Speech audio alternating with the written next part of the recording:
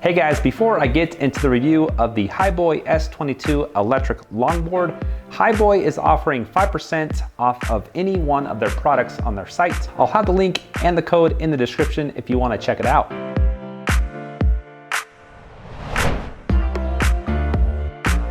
Now, Hiboy prides themselves on making high quality products without a high price.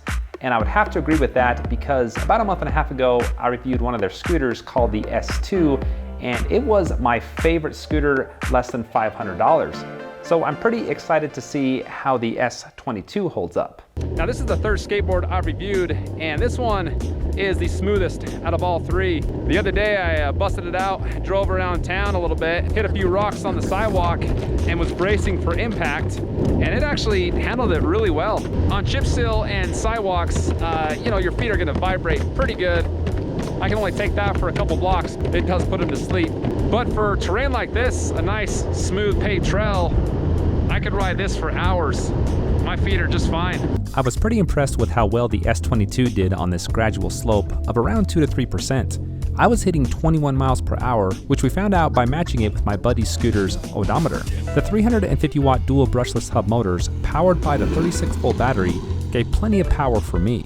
Now, as far as looks go, I think it's a pretty sexy looking board. It's made from 7 layers of maple, so it's durable and flexible. It's U-shaped at 35.4 inches long, which I found was plenty enough room when I was going fast to kind of spread my feet apart to balance better. And it only weighs 15.6 pounds, so not that bad to carry around. The S22's ability to handle rocks and rough patches of cement are due to its durable PU wheels, which can be replaced. They give just enough to where a rock or small bump isn't gonna throw you. Not only is the ride smooth, but the remote feels pretty nice in my hand.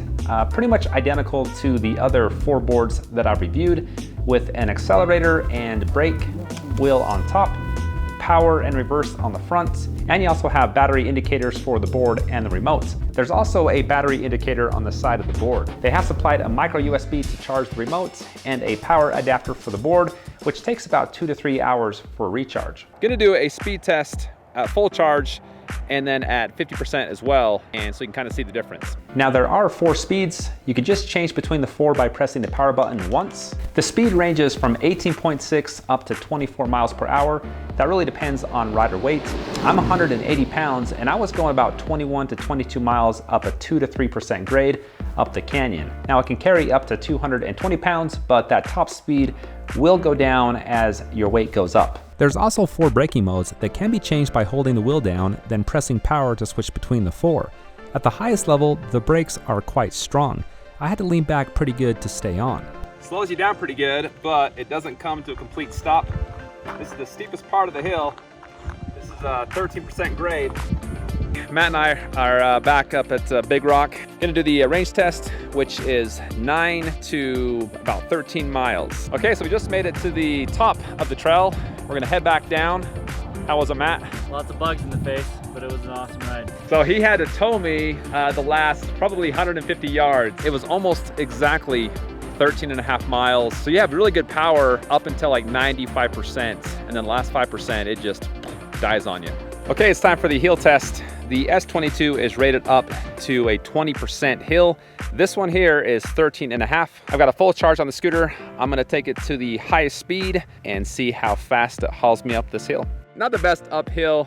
If I had to guess the speed, it was probably around 8 to 10 miles per hour. Hiboy doesn't recommend riding the S22 through puddles. There's no waterproof rating. However, they do offer a 12-month warranty, 30-day money-back guarantee, and free 5-day shipping anywhere in the US, all for $339 minus the 5% discount with the code, which takes off about $20. The hill test was the only thing that I wasn't a big fan of with the S22. If you plan to take this into the city where there's a lot of sidewalks or chip seal, your feet are gonna go numb after 2 to 3 blocks. At least that was my experience. I really like the S22 for like a river trail where it's nice and smooth, there's not a lot of rocks or bumps. You get terrain like that, and that's where the S22 really excels. Now, if you have any recommendations for bikes, scooters, or boards, be sure to comment below and I'll see what I can do.